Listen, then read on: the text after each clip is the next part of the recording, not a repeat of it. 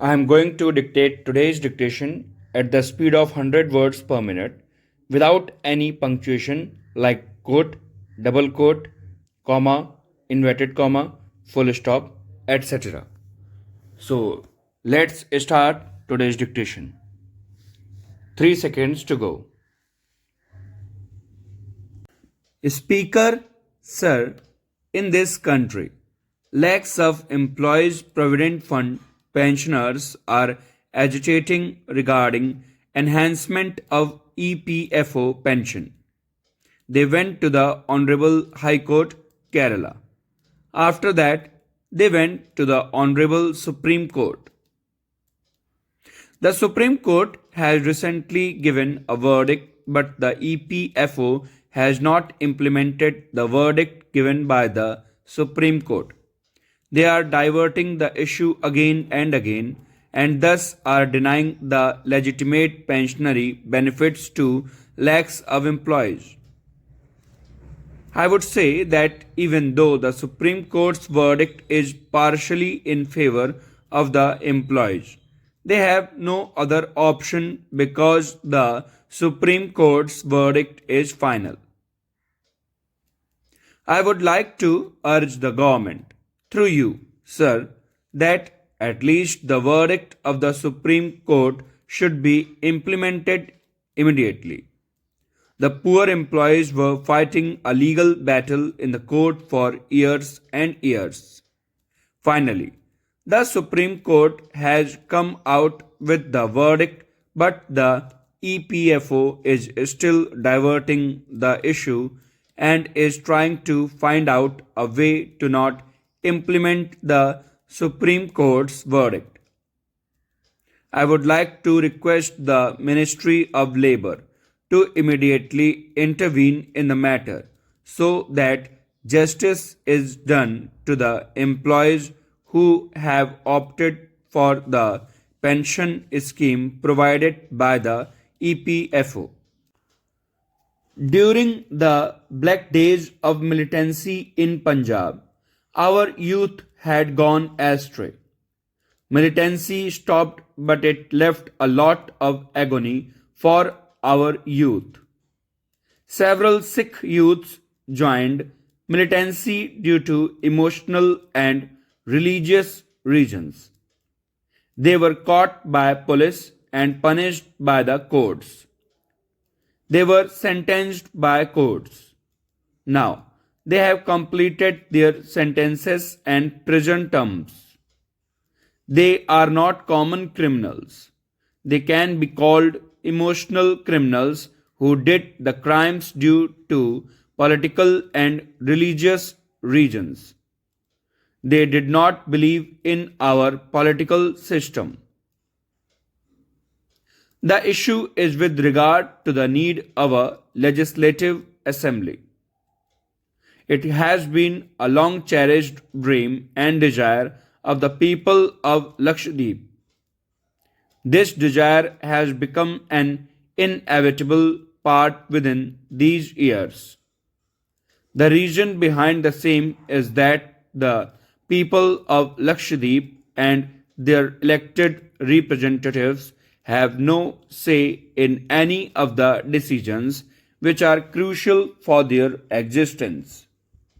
For instance, there are issues with regard to new panchayat regulation, mass land acquisition, repealing of the land tenancy regulation 2019, stopping a 15 years perspective plan for the shipping sector, stoppage of specialty doctor services, welfare schemes for the farmers and fishermen, and employment. For the past so many months, people have been protesting on roads. Now, a continuous relay strike is going on in the capital city for just a single demand. On the one hand, we are celebrating the 75th year of our independence, and on the other hand, the people of Lakshadweep do not have that freedom. My simple submission is that there is a need to have a legislative system where people's aspirations are discussed and a consultative mechanism is developed so as to ensure democratic right of the people. Sir, area expansion for fruit crop and floriculture has been a major component of mission for integrated development of horticulture within bracket National Horticulture Mission bracket close. Under the said mission, 24 districts of my state are covered. In my state, the maximum cost of cultivation per hectare for high density mango is rupees 42,000.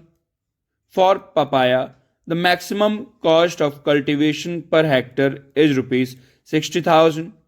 For banana, the maximum cost of cultivation per hectare is about rupees 10,263. For bulbous flower, the maximum cost of cultivation per hectare is rupees 1,50,000.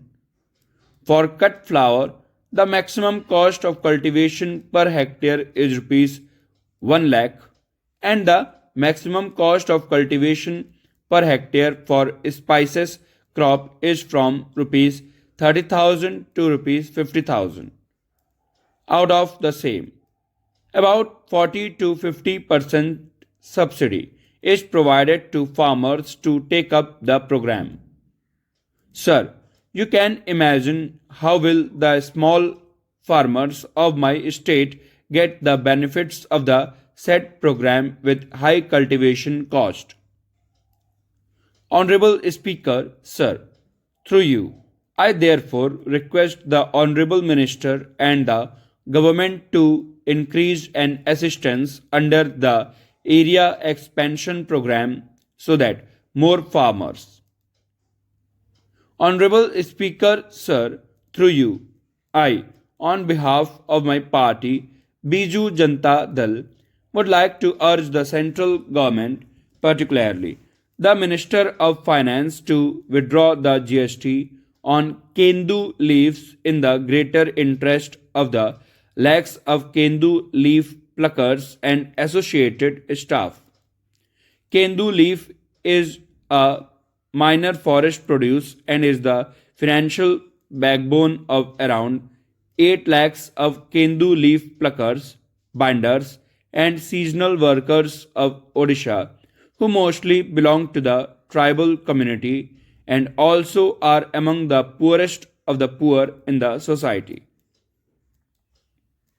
The tribal people call it their right as defined under scheduled tribes and other traditional forest dwellers within bracket recognition of forest rights bracket close act of 2006.